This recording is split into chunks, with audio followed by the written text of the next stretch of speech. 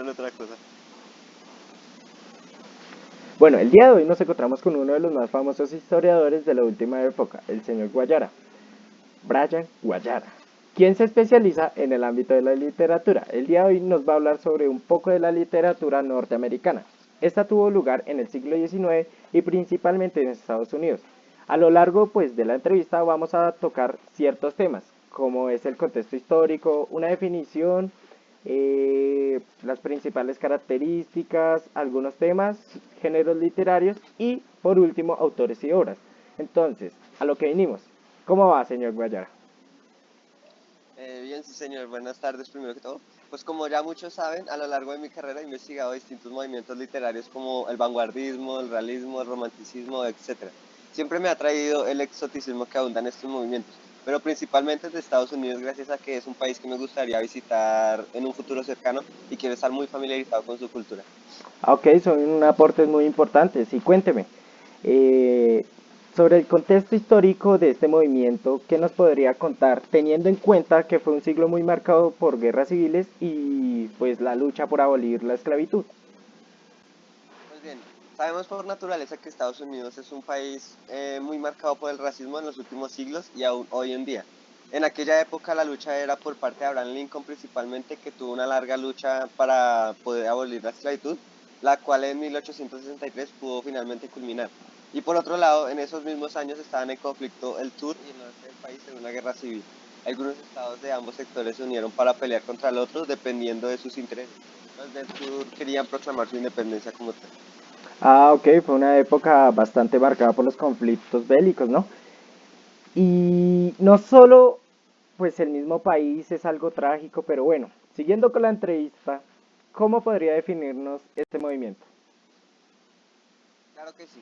El siglo XIX es una época de toma de conciencia para las letras norteamericanas. La influencia del romanticismo europeo se pasó a un realismo de carácter trascendente. La literatura norteamericana indaga en el significado profundo de las sensaciones que experimenta el individuo frente a las cosas. Es decir, empieza una época en la que se basaban en los movimientos europeos, teniendo como tema la subjetividad, o por lo menos en su primera etapa. Mm, súper interesante. Y bueno, y dígame, ¿qué características generales podría aportarnos el día de hoy sobre este movimiento literario? Con mucho gusto. Para empezar, en este movimiento fue muy importante la simbolización, que consistía en que los objetos que describe la obra literaria se convierten en símbolos, es decir, adquieren significados diferentes al que les es propio. También encontramos características como la penetración psicológica, en la que la conciencia del individuo es una fuente de interpretación de la realidad. Estas son algunas de ellas. O sea que acá se puede ver lo de fondo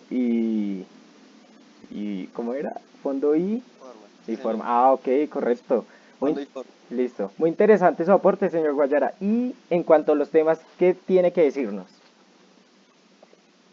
Este movimiento se dividió en dos etapas, principalmente en una se basaron en el romanticismo al tratar sus obras, es decir, tenían una visión subjetiva frente a las cosas, pero en la segunda etapa se enfocó más en el realismo, en el que tenían una visión objetiva, asimismo abordaba temas similares a los de los otros movimientos, como lo son, un ejemplo vago, la muerte en el caso del romanticismo, aunque uno de los principales temas tratados fue el de la naturaleza, que es la fuente de las experiencias más significativas para el individuo. Ah, ok, muy interesante. ¿Y los géneros literarios de qué forma fueron tratados? ¿Cómo lo adoptaron ellos? Claro que sí, la prosa norteamericana del siglo XIX es abundante y nos ofrece un rico panorama de estilos. En la concepción trascendentalista se destacan Washington Irving y Henry David.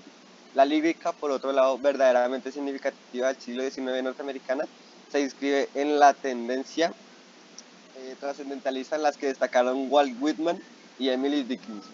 Y por el lado de los autores, pues ya si quiere podemos pasar a los autores. Claro, sigamos de largo, ¿no? Y bueno, ya tocando el tema de los autores, ¿cuál cree usted importante?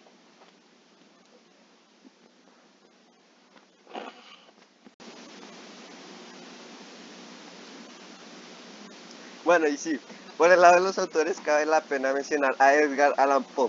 Fue uno de los más grandes poetas y cuentistas críticos estadounidenses. Fue el primer gran escritor del siglo y su poema más famoso fue El Cuervo.